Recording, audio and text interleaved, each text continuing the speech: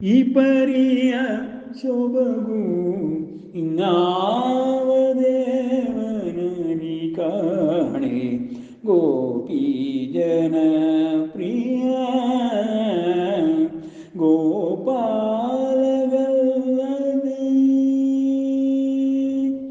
ಗಗನದಲ್ಲಿ ಸಂಚರೀಪ ಗರುಡ ದೇವರೇ ತೂರಗ ಗಗನದಲ್ಲಿ ಸಂಚರೀಪ ಗರುಡ ದೇವನೇ ತೂರಗ ಜಗದೀಶ್ವರ ಶೇಷ ಪರ್ಯಂಕ ಶಯನ ನಿಗಮ ಗೋಚರ ನಾಮ ಪುರಂದರ ವಿಠಲಗಲ್ಲದೆ ಮಿಗಿಲಾದ ದೈವಗಳಿಗೆ ಈ ಭಾಗ್ಯವುಂಟೆ ನಿಗಮ ಗೋಚರ ನಾಮ ಪುರಂದರ ವಿಠಲಗಲ್ಲದೆ ಮಿಗಿಲಾದ ದೈವಗಳಿಗೆ ಈ ಭಾಗ್ಯವುಂಟೆ ಈ ಪರಿಯ ಸೊಬಗು ಇನ್ನಾವ ದೇವನಲಿ ಕಾಣೆ ಗೋಪಿ ಜನ ಪ್ರಿಯ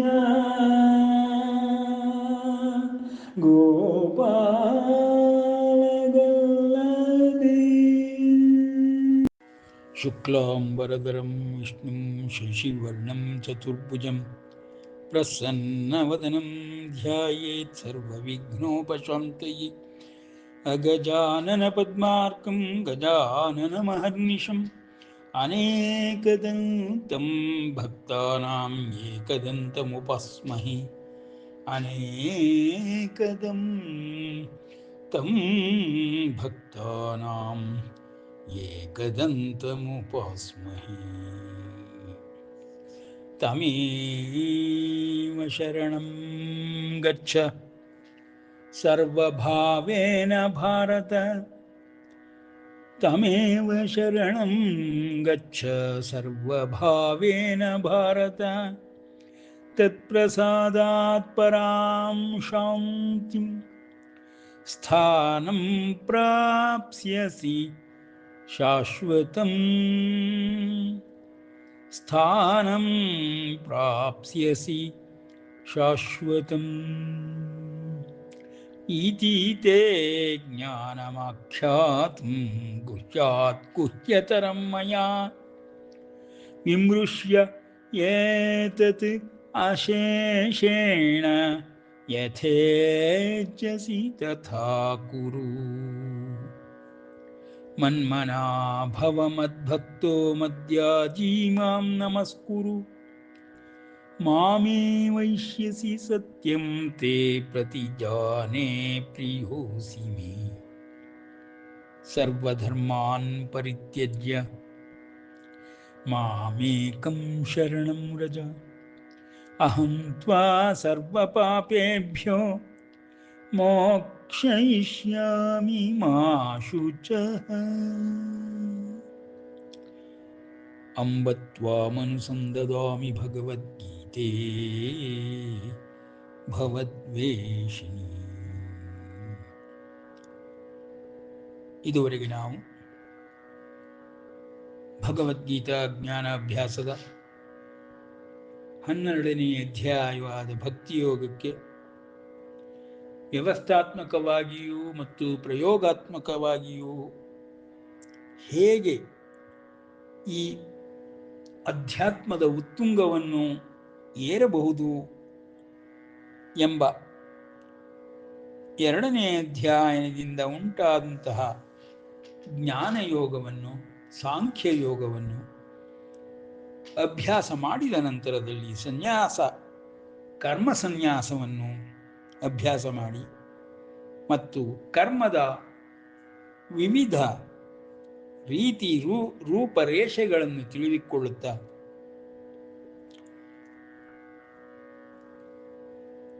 ಕರ್ಮಣಾ ಗತಿ ಗುಹ್ಯಂ, ಬಹಳ ಬಹಳ ರಹಸ್ಯವಾಗಿರುವಂತಹ ಕರ್ಮದ ಗತಿಯನ್ನು ತಿಳಿದುಕೊಳ್ಳಲು, ಕರ್ಮ ಫಲಗಳನ್ನು ಅರ್ಥ ಮಾಡಿಕೊಳ್ಳಲು, ಕರ್ಮ ಫಲಗಳನ್ನು ಪಡೆದುಕೊಳ್ಳಲು, ಮಾಡಬೇಕಾದ ಕರ್ಮಗಳ ವಿಷಯದಲ್ಲಿ ಪರಮಾತ್ಮನು ವಿಂಗಡಿಸಿ ತಿಳಿಸಿಕೊಡುತ್ತಾ ಧ್ಯಾನ ಯೋಗವನ್ನು ಸಂಪೂರ್ಣವಾಗಿ ತೋರಿಸಿಕೊಟ್ಟು ಆತ್ಮನ ಸ್ತರದಿಂದ ಅಂತಃಕರಣವೆಂದರೆ ಸತ್ವ, ಪ್ರತಿ ಜೀವಿಯ ದೇಹದಲ್ಲಿ ತುರಿಯಾವಸ್ಥೆಯಲ್ಲಿರುವಂತಹ ಆತ್ಮನ ಸ್ತರವನ್ನು ತಲುಪಬೇಕಾದರೆ, ಅರ್ಥ ಮಾಡಿಕೊಳ್ಳಬೇಕಾದರೆ ಅಂತಃಕರಣದಿಂದ ಬುದ್ಧಿ ಮತ್ತು ಚಿತ್ತಗಳ ಸತ್ವವನ್ನು ಅಧಿಕಗೊಳಿಸಿಕೊಳ್ಳಬೇಕು. ಬುದ್ಧಿ ಚಿತ್ತಗಳನ್ನೊಳಗೂಡಿರುವಂತಹ ಅಂತಃಕರಣವನ್ನು ಸತ್ವವೆಂದು ತಿಳಿದುಕೊಳ್ಳಬೇಕು. ಆ ನಂತರದಲ್ಲಿ ಇಂದ್ರಿಯಗಳ ಸ್ತರಕ್ಕೂ ಮನಸ್ಸಿನ ಸ್ತರಕ್ಕೂ ಇಳಿಯುವ ಮನುಷ್ಯನು, ಪ್ರತಿ ಜೀವಿಯು ಸದಾಕಾಲವೂ ಮನಸ್ಸು ಮತ್ತು ಇಂದ್ರಿಯಗಳಲ್ಲಿಯೇ, ಮನಸ್ಸು ಶ್ರೇಷ್ಠವಾದ ಇಂದ್ರಿಯ, ಜ್ಞಾನೇಂದ್ರಿಯಗಳ, ಕರ್ಮೇಂದ್ರಿಯಗಳ ಲಗಾಮ್ ಅಂದರೆ ಸೂತ್ರವನ್ನು ಮನಸ್ಸು ಎಂಬ ಮಹಾ ಇಂದ್ರಿಯವು ಹೊಂದಿರುತ್ತದೆ. ಅಂತಹ ಮನಸ್ಸಿನ ಸ್ತರದಲ್ಲಿ ಲೌಕಿಕ ಪ್ರಪಂಚಕ್ಕೆ ನಮ್ಮ ಸಂಪರ್ಕವು ಉಂಟಾಗುತ್ತದೆ. ಈ ಸಂಪರ್ಕವನ್ನು ನಿಯಂತ್ರಣವಾಗಿ ಹೇಗೆ ಮಾಡಬೇಕೆಂಬುದನ್ನು ಮನಸ್ಸು ಇಂದ್ರಿಯಗಳ ವಶವಾಗಿರುವಂತಹ ಅಂತಃಕರಣವನ್ನಾಗಲಿ, ಸೂಕ್ಷ್ಮ ಶರೀರವನ್ನಾಗಲಿ, ಕಾರಣ ಶರೀರವನ್ನಾಗಲಿ ಪರಮಾತ್ಮನು ತಿಳಿಸಿಕೊಡುತ್ತ ಆತ್ಮನ ಸ್ತರದಿಂದ ಕಾರಣ ಶರೀರಕ್ಕೂ, ಕಾರಣ ಶರೀರದಿಂದ ಸೂಕ್ಷ್ಮ ಶರೀರಕ್ಕೂ ಎಲ್ಲವನ್ನು ಒಂದೊಂದೇ ಹಂತವಾಗಿ ಕೆಳಗಿಳಿಯುತ್ತಾ ತಿಳಿಸಿಕೊಟ್ಟು ಬಂದು ಸಾಂಖ್ಯಯೋಗದಲ್ಲಿ ಪೂರ್ಣವಾಗಿ ಆತ್ಮನ ಆತ್ಮನ ಸ್ತರವನ್ನು, ಆತ್ಮನ ಲಕ್ಷಣಗಳನ್ನು ತಿಳಿಸಿದಂತಹ ಪರಮಾತ್ಮನು ಅಂತಃಕರಣದ ಸತ್ವವನ್ನು, ಚಿತ್ತ, ಬುದ್ಧಿ, ಅಹಂಕಾರಗಳೆಂಬ ವಸ್ತುಗಳನ್ನು ತಿಳಿಸಿಕೊಟ್ಟು ಸೂಕ್ಷ್ಮ ಶರೀರದ ಕಾರ್ಯ, ವೈಖರಿ ಮತ್ತು ಹಂತಗಳು ಎಲ್ಲವನ್ನು ತಿಳಿಸಿಕೊಟ್ಟ ನಂತರದಲ್ಲಿ ತನ್ನ ಒಂದು ಅಸ್ತಿತ್ವವನ್ನು, ತನ್ನ ದೇಹದ ಸಮಷ್ಟಿ ರೂಪದ ಸಕಲ ವಿಷಯಗಳನ್ನು ತಿಳಿಸಿಕೊಟ್ಟ ಪರಮಾತ್ಮನ ಸ್ತರಕ್ಕೆ ತುರಿಯಾವಸ್ಥೆಯಲ್ಲಿ ಹೇಗೆ ಹೋಗಬೇಕೆಂಬುದನ್ನು ಹಂತ ಹಂತವಾಗಿ ಹೇಳಿಕೊಟ್ಟು ಧ್ಯಾನ, ಜ್ಞಾನ, ಅಭ್ಯಾಸ ಎಲ್ಲವನ್ನು ತೋರಿಸಿಕೊಟ್ಟ ನಂತರದಲ್ಲಿ ಭಕ್ತಿ ಯೋಗವನ್ನು, ಅತ್ಯಂತ ಸುಲಭವಾಗಿರುವಂಥದ್ದನ್ನು, ಸಾಮಾನ್ಯ ಜನರಿಗೂ ನಿಲುಕುವಂಥದ್ದನ್ನು ವರ್ಣಿಸುತ್ತಿದ್ದಾನೆ. ಇಂತಹ ಭಕ್ತಿ ಯೋಗವನ್ನು ಪ್ರತಿಯೊಬ್ಬನು ತನ್ನ ದೇಹದ ಬಗ್ಗೆಯೇ ಸದಾಕಾಲ ತಲ್ಲೀನನಾಗಿರುವಂತಹ ಸಾಮಾನ್ಯ ವ್ಯಕ್ತಿಯೂ ಕೂಡ ಅಭ್ಯಾಸ ಮಾಡಬಹುದು. ಅಭ್ಯಾಸ ಯೋಗದಿಂದ ಅವನು ಇನ್ನೂ ಎತ್ತರದ ಸ್ತರಗಳಿಗೆ ತಲುಪಬಹುದು. ಅಧ್ಯಾತ್ಮದ ಉತ್ತುಂಗಕ್ಕೆ, ತುರಿಯಾವಸ್ಥೆಗೆ ತಲುಪಿದ ನಂತರದಲ್ಲಿ ಪರಮಾತ್ಮನನ್ನು ಕಾಣಬಹುದು. ಪರಬ್ರಹ್ಮನನ್ನಾಗಲಿ, ಪರಮೇಶ್ವರನನ್ನಾಗಲಿ, ಪರಮಾತ್ಮನನ್ನಾಗಲಿ ಒಲಿಸಿಕೊಂಡು ಅವರ ಸಹಾಯದಿಂದ ಮೋಕ್ಷವನ್ನು ಪಡೆಯಬಹುದು ಎಂಬ ತತ್ವಾರ್ಥಗಳನ್ನು ಪ್ರತಿಯೊಂದು ಅಧ್ಯಾಯದಲ್ಲಿಯೂ ತಿಳಿಸುತ್ತಾ ಬಂದ ಪರಮಾತ್ಮನು ಈಗ ಭಕ್ತಿ ಯೋಗದಲ್ಲಿ ತುರಿಯಾವಸ್ಥೆಯಲ್ಲಿ ಮಾಡುವಂತಹ ಜ್ಞಾನಿ ಭಕ್ತನ ಲಕ್ಷಣಗಳನ್ನು, ವಿಷಯಗಳನ್ನು ತಿಳಿಸಿ ನಂತರದ ಸೂಕ್ಷ್ಮ ಶರೀರದ ಅಂತಃಕರಣದ ಎರಡೂ ವಿಷಯಗಳನ್ನು ತಿಳಿಸಿಕೊಟ್ಟು ಯೋಗಿಯಾಗಿ ಹೇಗೆ ಸೂಕ್ಷ್ಮ ಶರೀರವನ್ನಾಗಲಿ ಅಂತಃಕರಣವಾದ ಕಾರಣ ಶರೀರವನ್ನಾಗಲಿ ನಿಯಂತ್ರಿಸಬಹುದು ಎಂಬ ಮರ್ಮಗಳನ್ನು ಹೇಳಿಕೊಟ್ಟ ನಂತರದಲ್ಲಿ ಈಗ ಭೌತಿಕ ಶರೀರವನ್ನು, ದೇಹವನ್ನು, ಈ ಲೋಕಕ್ಕೆ ಸಂಪರ್ಕವನ್ನು ಹೊಂದಿರುವಂತಹ ಇಂದ್ರಿಯಗಳನ್ನು ಮತ್ತು ಮನಸ್ಸನ್ನು ಯಾವ ರೀತಿ ವಶಪಡಿಸಿಕೊಂಡು ನಿಯಂತ್ರಣಗೊಳಿಸಿ ಮೇಲಿನ ಸ್ತರಗಳಿಗೆ, ಸೂಕ್ಷ್ಮ ಶರೀರದ ಸ್ತರಕ್ಕೆ, ಕಾರಣ ಶರೀರದ ಸ್ತರಕ್ಕೆ ಮತ್ತು ತುರಿಯಾವಸ್ಥೆಯಲ್ಲಿರುವಂತಹ ಪರಬ್ರಹ್ಮನ ಸ್ತರಕ್ಕೆ ಹೋಗಬಹುದು ಎಂಬ ವಿಷಯಗಳನ್ನು ತಿಳಿಸಿಕೊಡುತ್ತಾ ಭಕ್ತಿಯೋಗದ ಮಹಿಮೆಗಳನ್ನು, ಜ್ಞಾನಿ ಭಕ್ತನ ಲಕ್ಷಣವನ್ನು ತಿಳಿಸುತ್ತಿದ್ದಾನೆ. ಜ್ಞಾನಿ ಭಕ್ತನಿಗೂ ತುರಿಯಾವಸ್ಥೆಯಲ್ಲಿರುವ ಪರಬ್ರಹ್ಮನಿಗೂ ಪರಮಾತ್ಮನಿಗೂ ಯಾವ ವ್ಯತ್ಯಾಸವೂ ಇರುವುದಿಲ್ಲ. ಯಾವುದೋ ಲೋಕದಲ್ಲಿ ಇರುವುದೆಂಬುದಾಗಿ ನೀನು ಎಣಿಸಬೇಕಾದ್ದಿಲ್ಲ. ಎಲ್ಲವೂ ಒಂದಕ್ಕೊಂದು ಹೆಣೆದು ಒಂದು ಸಂಯುಕ್ತವಾದಂತಹ ಕ್ಲಿಷ್ಟವಾಗಿರುವಂತಹ ಯಂತ್ರದಂತೆ ಕಾರ್ಯ ಮಾಡುವಂತಹ ವಾಹನವಾಗಿರುವ ಈ ಒಂದು ದೈಹಿಕ ದೇಹವನ್ನು ವ್ಯಕ್ತವಾಗುತ್ತಿರುವುದನ್ನು ನೀನು ಕಾಣುತ್ತಿರುವೆ.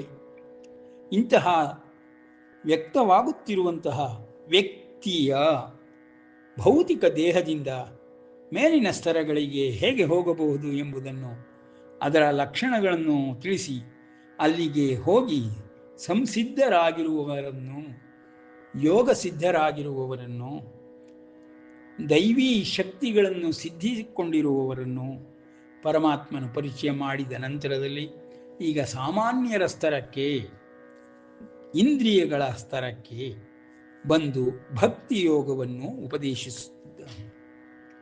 ಇಲ್ಲಿ ಯಾವ ಒಂದು ಮೇಲಿನ ಯೋಗವಾಗಲಿ ಧ್ಯಾನವಾಗಲಿ ಇವುಗಳನ್ನೆಲ್ಲ ಮಾಡಲಾಗುವುದಿಲ್ಲ ಎನ್ನುವುದಾದರೆ ಸಾಮಾನ್ಯರಿಗೂ ನಿಲುಕುವಂತಹ ಅಭ್ಯಾಸ ಯೋಗವನ್ನು ಅಳವಡಿಸಿಕೋ. ಅಭ್ಯಾಸ ಯೋಗವನ್ನು ಅಳವಡಿಸಿಕೊಂಡಾಗ ಈ ದೇಹವು ಯಾಂತ್ರಿಕವಾಗಿ ಕೆಲಸ ಮಾಡಲಾರಂಭಿಸುತ್ತದೆ. ಹೇಗೆ ಯಂತ್ರಗಳು ನಿರಂತರವಾಗಿ ಕೆಲಸ ಮಾಡುತ್ತದೆಯೋ ಅದೇ ರೀತಿಯಲ್ಲಿ ಈ ದೇಹವನ್ನೂ ಒಂದು ಯಾಂತ್ರಿಕವಾಗಿ ಯಂತ್ರದಂತೆ ಕೆಲಸ ಮಾಡುವುದಕ್ಕೆ ನಾವು ಅಳವಡಿಸಿಕೊಂಡಾಗ ಅದನ್ನು ಅಭ್ಯಾಸ ಎಂದು ಹೇಳುತ್ತೇವೆ. ಈ ರೀತಿಯ ಅಭ್ಯಾಸದ ಕರ್ಮಗಳನ್ನು ಮಾಡುವುದರಿಂದಲಾದರೂ ತಾಮಸ ರೂಪದಲ್ಲಿರುವಂತಹ ಈ ಸಕಲ ದೇಹಗಳು, ಸಕಲ ಜೀವಗಳು ರಾಜಸ ರೂಪಕ್ಕೆ ಬರುವುದನ್ನು, ರಾಜಸ ರೂಪವೆಂದರೆ ಸೂಕ್ಷ್ಮ ಶರೀರದ ಸ್ತರವನ್ನು ತಲುಪುವುದು ಎಂಬುದಾಗಿ ಅರ್ಥ.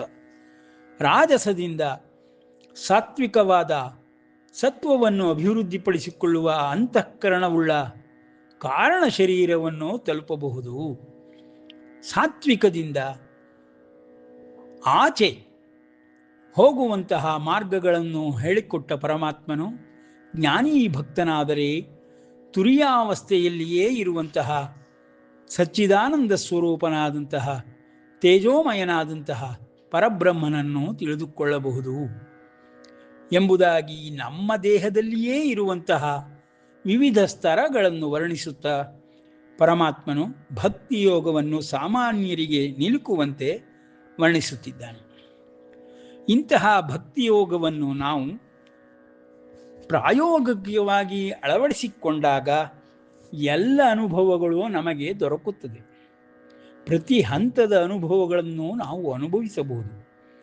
ಆ ರೀತಿಯ ಅನುಭವಗಳನ್ನು ಪಡೆಯುವುದಕ್ಕಾಗಿಯೇ ಪರಮಾತ್ಮನು ಈ ದೇಹವೆಂಬ ವಾಹನವನ್ನು ಇನ್ನೂ ಮಹತ್ತರವಾದ ಯಂತ್ರದಂತೆ ಕ್ಲಿಷ್ಟಕರವಾಗಿರುವಂತಹ ಪದರಗಳನ್ನು ಬಿಡಿಸುತ್ತಾ ಸೂಕ್ಷ್ಮ ಕಾರಣಗಳನ್ನು ವರ್ಣಿಸಿದ ನಂತರದಲ್ಲಿ ಈಗ ಲೌಕಿಕ ಸ್ತರದಲ್ಲಿ ಸಾಮಾನ್ಯನು ಹೇಗೆ ಇದನ್ನು ಉದ್ಧರಿಸಿಕೊಳ್ಳಬಹುದು, ಉದ್ಧರೇದ್ ಆತ್ಮನಾತ್ಮಾನಂ ನಾತ್ಮಾನಮವಸಾದಯೇತ್ ಎಂಬ ಶ್ಲೋಕಗಳಿಂದ ಹಿಂದೆಲ್ಲ ಹೇಳಿಕೊಂಡು ಬಂದಂತೆ ಈಗ ಸಾಮಾನ್ಯರಿಗೂ ನಿಲುಕುವಂತಹ ಭಕ್ತಿಯೋಗವನ್ನು ಅಭ್ಯಾಸ ಯೋಗದಿಂದ ಸಾಧ್ಯ ಮಾಡಿಕೋ ಎಂಬುದಾಗಿ ತಿಳಿಸುತ್ತಿದ್ದಾನೆ. ಅಭ್ಯಾಸೇಪ್ಯಸಮರ್ಥೋಸಿ ಮತ್ಕರ್ಮ ಪರಮೋಭವ ಮದರ್ಥಮಪಿ ಕರ್ಮಾಣಿ ಕುರ್ವನ್ ಸಿದ್ಧಿಮವಾಪ್ಸ್ಯಸಿ. ಅಭ್ಯಾಸದಲ್ಲಿಯೂ 10ನೆಯ ಶ್ಲೋಕ ಭಕ್ತಿಯೋಗ. ಅಭ್ಯಾಸದಲ್ಲಿಯೂ ನೀನು ಸಮರ್ಥನಾಗದಿದ್ದರೆ, ಅಸಮರ್ಥನಾದರೆ, ಆಗ ಈ ರೀತಿ ಮಾಡುವುದರಿಂದ ಏನು ಮಾಡಬೇಕು? ಈ ರೀತಿ ಕರ್ತವ್ಯಗಳನ್ನು ಕರ್ಮಗಳನ್ನು ಮಾಡುವುದರಿಂದ ಪರಮಾತ್ಮನಿಗಾಗಿ ಮಾಡುವ ಕರ್ಮಗಳನ್ನು, ಅದರ ಫಲಗಳನ್ನು ಪರಮಾತ್ಮನಿಗೆ ಅರ್ಪಿಸುವಂಥ ಮನೋಭಾವವನ್ನು ಹೊಂದಿ ಕರ್ಮಪರಾಯಣನಾಗಬೇಕು. ಹೀಗೆ ನನಗಾಗಿ ಕರ್ಮಗಳನ್ನು ಮಾಡುತ್ತಿದ್ದರೂ ಸಹಿತ ಸಿದ್ಧಿಗಳು ನಿನಗೆ ಬರುತ್ತದೆ, ನೀನು ಸಿದ್ಧಿಯನ್ನು ಹೊಂದುತ್ತೀಯ. ಕರ್ಮಾಣಿ ಕುರ್ವನ್ ಮದರ್ಥಮಪಿ, ನನಗೋಸ್ಕರವಾಗಿ ಮಾಡುವ ಕರ್ಮಗಳಿಗೂ ಬರುವ ಫಲಗಳು ಸಿದ್ಧಿಯನ್ನು ನಿನಗೆ ಕೊಡಿಸುತ್ತದೆ. ಮದರ್ಥಮಪಿ ಕರ್ಮಾಣಿ ಕುರ್ವನ್ ಸಿದ್ಧಿಮವಾಪ್ಸ್ಯಸಿ. ಸಿದ್ಧಿ ಎಂದರೆ ಏನು? ಸಿದ್ಧಿ ಎಂದರೆ ಯಾವುದೇ ಕರ್ಮವನ್ನು ಕರ್ತವ್ಯವನ್ನು ನಾವುಗಳು ಮಾಡುತ್ತಲೇ ಇರುತ್ತೇವೆ. ಎಲ್ಲ ಕರ್ತವ್ಯ ಕರ್ಮಗಳನ್ನು ನಾವು ಗಮನಿಸಿದಾಗ ಫಲವನ್ನು ಪಡೆಯುತ್ತೇವೆ. ಆ ಫಲವು ನಾವು ಮಾಡುವ ಕರ್ತವ್ಯದ ಆಧಾರದ ಮೇಲೆ ಸಫಲವೂ ಆಗಬಹುದು, ವಿಫಲವೂ ಆಗಬಹುದು. ಆದರೆ ವಿಫಲವೇ ಆಗದಂತೆ ಸಫಲವನ್ನೇ ಪಡೆಯುವಂತೆ ಮಾಡುವಂತಹ ಸಿದ್ಧವಾದಂತಹ ಪ್ರಕ್ರಿಯೆಗಳನ್ನು ಉಳ್ಳಂತಹ ಕರ್ಮವನ್ನು ಸಿದ್ಧಿಯನ್ನು ಕೊಡುವುದಾಗಿಯೂ ಸಿದ್ಧ ಪುರುಷನೆಂಬುದಾಗಿಯೂ ಉಲ್ಲೇಖಿಸುತ್ತೇವೆ. ಈ ರೀತಿಯ ಸಿದ್ಧ ಕರ್ಮಗಳಲ್ಲಿಂದ ಸಿಕ್ಕುವಂತಹ ಸಿದ್ಧಿಗಳನ್ನು ಪರಮಾತ್ಮನು ತಿಳಿಸುತ್ತಿದ್ದಾನೆ. ಅಲ್ಲಿ ವಿಫಲದ ಪ್ರಶ್ನೆಯೇ ಬರುವುದಿಲ್ಲ. ಸಿದ್ಧಿಗಳು ಉಂಟಾಗುವ ಕರ್ಮಗಳನ್ನು ಮಾಡುವುದರಲ್ಲಿ, ಪ್ರಕ್ರಿಯೆಗಳನ್ನು ಅಳವಡಿಸಿಕೊಳ್ಳುವುದರಲ್ಲಿ ಅಭ್ಯಾಸದಿಂದ ಯಾವನು ಮತಿಯುಕ್ತನಾಗಿ ಜಾಗೃತನಾಗಿ ತಾಮಸಿಕ ರಾಜಸಿಕ ಗುಣಗಳಿಂದ ಹೊರಬಂದು ಸಾತ್ವಿಕದಲ್ಲಿ ನೆಲೆ ನಿಂತು ಕರ್ಮಗಳನ್ನು ಮಾಡುವವನಾಗುತ್ತಾನೆಯೋ ಅಂತಹವನಿಗೆ ಸಿದ್ಧಿಗಳು ಸದಾಕಾಲ ಸಫಲವಾಗಿಯೇ ದೊರಕುತ್ತದೆ ಎಂಬುದಾಗಿ ಪರಮಾತ್ಮನು ಮದರ್ಥಮಪಿ ಕರ್ಮಾಣಿ ಕುರುವನ್ ಸಿದ್ಧಿಮವಾಪ್ಸ್ಯಸಿ. ಆದ್ದರಿಂದಲೇ ನಾವು ದೇವತಾದಿಗಳೆಲ್ಲರನ್ನೂ ಸಿದ್ಧರೆಂಬುದಾಗಿ ಹೇಳುವುದು. ಅವರುಗಳು ಈವನ್ ದೇವತಾ ಪುರುಷರುಗಳು ಮತ್ತು ಮಹಾಭಕ್ತರುಗಳು, ಭಾಗವತೋತ್ತಮರುಗಳು ಕರ್ಮವನ್ನು ಮಾಡುವ ರೀತಿಯೂ ಇದೇ ರೀತಿ ಇರುತ್ತದೆ, ಸಿದ್ಧಿಯುಂಟಾಗಿರುತ್ತದೆ. ಅವರು ಹೇಳುವಂತಹ ಯಾವುದೇ ಕರ್ಮವನ್ನು ಪಾಲಿಸುವುದರಿಂದಲೇ ನಮಗೂ ಆ ಸಿದ್ಧಿಗಳು ದೊರಕುತ್ತದೆ. ಅಂತಹ ಸಿದ್ಧ ಪುರುಷರನ್ನು ಭಾರತ ದೇಶದಲ್ಲಿ ಬಹಳವಾಗಿ ನಾವು ಕಾಣಬಹುದು. ಆ ಒಂದು ಸಿದ್ಧಿಗಳಿಂದ ಸಾಮಾನ್ಯ ಜನರಿಗೆ ಸದಾಕಾಲದಲ್ಲಿಯೂ ಸಮಸ್ಯೆಗಳನ್ನು ಪರಿಹರಿಸಿ ಸಿದ್ಧ ಔಷಧವನ್ನು ಕೊಡುವುದರ ಮೂಲಕ, ಸಿದ್ಧ ಔಷಧವನ್ನು ಎಂದರೆ ಸಮಸ್ಯೆಗಳಿಗೆ ಪರಿಹಾರವನ್ನು ಕೊಡುವುದರ ಮೂಲಕ ಸಿದ್ಧರುಗಳು ಸಿದ್ಧಿಯನ್ನು ಪ್ರಯೋಗ ಮಾಡುತ್ತಾರೆ, ಉಪಯೋಗಿಸುತ್ತಾರೆ. ಈ ರೀತಿಯ ಸಿದ್ಧ ಕರ್ಮಗಳಲ್ಲಿ ತಲ್ಲೀನರಾಗಿ ಅಭ್ಯಾಸ ಯೋಗದಿಂದ ಯಾರು ಸಿದ್ಧಿಯನ್ನು ಪಡೆದಿರುತ್ತಾರೋ ಅಂತಹ ಸಿದ್ಧಿಗಳು ನಿನ್ನಂತಹ ಸಾಮಾನ್ಯನಿಗೂ ದೊರಕುತ್ತದೆ. ಅರ್ಜುನ, ಸಾಮಾನ್ಯರೆಲ್ಲರಿಗೂ ದೊರಕುವಂತಹ ಈ ಸಿದ್ಧಿಗಳನ್ನು ಯಾವಾಗ ಪಡೆಯುತ್ತೀ ಎಂದರೆ, ಯಾವುದೇ ಕರ್ಮವನ್ನು ನೀನು ಮಾಡುವಾಗ ಆ ಕರ್ಮದ ಫಲದ ಬಗ್ಗೆ ಯೋಚಿಸದೆ ಆ ಕರ್ಮವನ್ನು ಮತ್ತು ಕರ್ಮಫಲವನ್ನು ನನಗೆ ಅರ್ಪಿಸಿಬಿಟ್ಟರೆ, ಮದರ್ಥಮಪಿ ಕರ್ಮಾಣಿ, ನನಗೆ ಅರ್ಪಿಸಿದಾಗ ಆ ಕರ್ಮಗಳೆಲ್ಲವೂ ಯಜ್ಞ ಕರ್ಮಗಳಾಗಿ ಪರಿಣಮಿಸುತ್ತದೆ. ದೈವಿ ಶಕ್ತಿಯ ಸಹಾಯವು ದೊರಕಿ ಅವುಗಳೆಲ್ಲ ಸಿದ್ಧ ಪುರುಷರಿಂದ ದೊರಕುವ ಸಿದ್ಧಿಯಂತೆ ನಿನಗೆ ಸಿದ್ಧಿಯನ್ನು ತಂದುಕೊಡುತ್ತದೆ. ಹೀಗೆ ಕರ್ಮಯೋಗದ ಮರ್ಮಗಳನ್ನು ಪರಮಾತ್ಮನು ತಿಳಿಸಿಕೊಟ್ಟು ಯಾವ ರೀತಿ ನಾವು ಈ ದೇಹದಿಂದ ವಾಹನವೆಂಬ ಈ ದೇಹದಿಂದ ಉಪಯೋಗಗಳನ್ನು ಪಡೆದುಕೊಳ್ಳಬೇಕೆಂಬುದನ್ನು ವರ್ಣಿಸಿ ಹೇಳುತ್ತಿದ್ದಾನೆ. ಅಥೈತದಪಿ ಅಶಕ್ತೋಸಿ ಕರ್ತು ಮದ್ಯೋಗಮಾಶ್ರಿತ. ಅಪ ಕೃಷ್ಣ ಪರಮಾತ್ಮ, ನೀನು ಹೇಳುವಷ್ಟು ಸುಲಭವಾಗಿಲ್ಲ. ಯಾವುದನ್ನು ಮಾಡುವುದಕ್ಕೂ ಈ ಒಂದು ಪ್ರಕೃತಿ ಮಾಯೆ ಕೋಟಿ ಕೋಟಿ ವಿಷಯಗಳಿಂದ ತುಂಬಿರುವುದರಿಂದ, ಇಂದ್ರಿಯಗಳು ಸದಾ ಅದರಲ್ಲಿಯೇ ತಲ್ಲೀನವಾಗಿರುವುದರಿಂದ, ಇಂದ್ರಿಯ ವಿಷಯಗಳಿಂದ ನಾವು ಹೊರಗೆ ಬರಲಾಗಲಾಗದ್ದರಿಂದ ಆ ಯೋಗ ಮಾರ್ಗವನ್ನು ಅನುಸರಿಸುವುದು ಸಾಧ್ಯವಿಲ್ಲವಾದ್ದರಿಂದ ನೀನು ಅಭ್ಯಾಸ ಯೋಗವನ್ನು ಕರ್ಮದಲ್ಲಿಯೇ ಅಳವಡಿಸಿಕೊಳ್ಳಲು ಹೇಳುತ್ತಿರುವೆ. ಕರ್ಮದಲ್ಲಿ ಹೇಗೆ ಕರ್ಮವನ್ನು ಮಾಡಬೇಕು, ಕರ್ಮ ಫಲವನ್ನು ಚಿಂತಿಸದೆ ಯಾವ ಕರ್ಮ ಫಲ ಬಂದರೂ ಅದು ಪರಮಾತ್ಮನಿಗೆ ಅರ್ಪಿತವಾಗಲಿ, ಎಲ್ಲವನ್ನೂ ಪರಮಾತ್ಮ ಭಾವದಿಂದಲೇ ಮಾಡುತ್ತೇನೆ, ಎಲ್ಲ ಸಕಲ ಜೀವರಾಶಿಗಳಲ್ಲಿಯೂ ಪರಮಾತ್ಮನನ್ನೇ ನೋಡುತ್ತೇನೆ, ಅವರುಗಳಿಗೆ ಮಾಡುವ ಸೇವೆಯಾಗಲಿ, ನನ್ನ ದೇಹದೊಳಗಿರುವ ಪರಮಾತ್ಮನಿಗಾಗಲಿ ಮಾಡುವ ಸಕಲ ಕರ್ಮಗಳು ಸಿದ್ಧಿಯನ್ನು ಕೊಡುತ್ತದೆ ಎಂದು ನೀನು ಹೇಳಿದೆಯಲ್ಲವೇ, ಅದನ್ನೂ ಮಾಡಲಾಗದಿದ್ದ ಸ್ತರದಲ್ಲಿ ನಾನಿದ್ದೇನೆ. ಭಾವವೇ ಇಲ್ಲ, ಭಾವವೇ ಇಲ್ಲದ ಮನಸ್ಸಿನಿಂದ ಹೇಗೆ ನಾನು ಕರ್ಮವನ್ನಾಗಲಿ ಕರ್ಮಫಲವನ್ನಾಗಲಿ ತಿಳಿದುಕೊಳ್ಳುವುದು?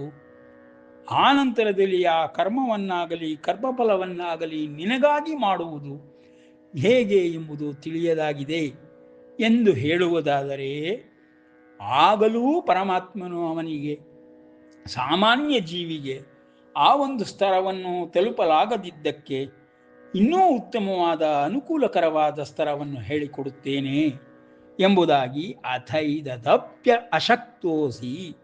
ಇಂತಹ ಅಭ್ಯಾಸ ಯೋಗವನ್ನಾಗಲಿ, ನನಗಾಗಿಯೇ ಮಾಡುವ ಕರ್ಮಗಳನ್ನಾಗಲಿ, ಅದರಿಂದ ಪಡೆಯುವ ಸಿದ್ಧಿಗಳನ್ನಾಗಲಿ, ಸಿದ್ಧ ಪುರುಷರನ್ನಾಗಲಿ ನೀನು ದೊರಕಿಸಿಕೊಳ್ಳದಿದ್ದರೆ, ಸತ್ಸಂಗ ದೊರೆಯದಿದ್ದರೆ, ಅಂತಹ ಸಿದ್ಧ ಪುರುಷರು ನಿನಗೆ ದೊರಕದಿದ್ದರೆ ಆಗಲೂ ಸಹಿತ ನೀನು ಎದೆಗುಂದುವ ಅವಶ್ಯಕತೆ ಇಲ್ಲ.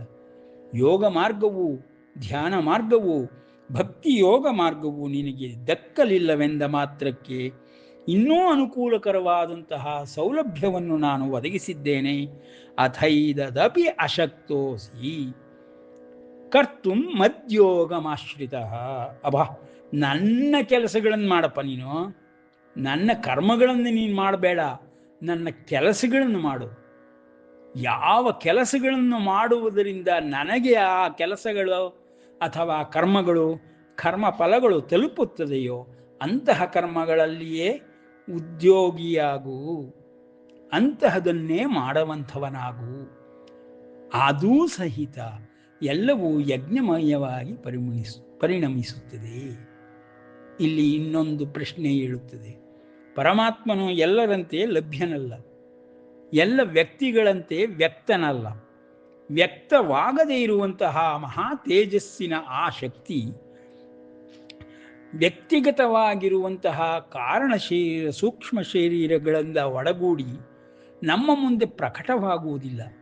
ಹೇಗೆ ನಾವು ಅಂತಹ ಅವ್ಯಕ್ತವಾದಂತಹ ಪರಮಾತ್ಮನಲ್ಲಿ ಭಕ್ತಿಯನ್ನು ಮಾಡುವುದು, ಅವನಿಗಾಗಿ ಕರ್ಮಗಳನ್ನು ಮಾಡುವುದು, ಅವನಿಗೆ ಅರ್ಪಿಸುವುದಾದರೂ ಯಾವ ರೀತಿಯಲ್ಲಿ, ಅವನ ಕರ್ಮಗಳು, ಅವನ ಉದ್ಯೋಗ ಯಾವುದು ಎಂಬ ಪ್ರಶ್ನೆ ಏಳುತ್ತದೆ.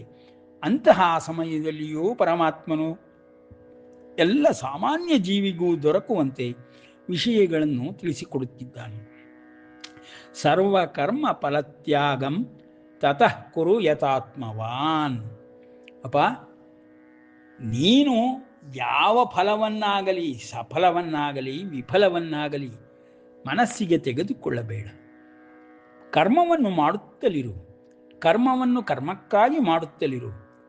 ಆಟವಾಡುವವನು ಹೇಗೆ ಆಟಕ್ಕಾಗಿ ಆಟವಾಡುತ್ತಾನೆಯೋ, ಸೋಲು ಗೆಲುವುಗಳಿಗಾಗಿ ಆಟವಾಡುವುದಿಲ್ಲವೋ, ಸದಾಕಾಲವೂ ಆಟವಾಡುವುದರಲ್ಲೇ ತಲ್ಲೀನನಾಗುತ್ತಾನೆಯೋ, ಆಟವೆಂಬ ಪಯಣದಿಂದಲೇ ಸಂತೋಷವನ್ನು ಪಡೆಯುತ್ತಾನೆಯೋ, ಅಂತಹವನಂತೆ ನನ್ನ ಕರ್ಮಗಳನ್ನು ನೀನು ಮಾಡುವವನಾದರೆ ಅದಕ್ಕೂ ನಾನು ಪ್ರಕಟವಾಗದಿದ್ದರೂ ನಿನಗೆ ದರ್ಶನವನ್ನು ಕೊಡದಿದ್ದರೂ ನಿನ್ನ ಹಿಂದೆಯೇ ಇದ್ದು ಎಲ್ಲವನ್ನೂ ಸ್ವೀಕರಿಸುತ್ತಿರುತ್ತೇನೆ.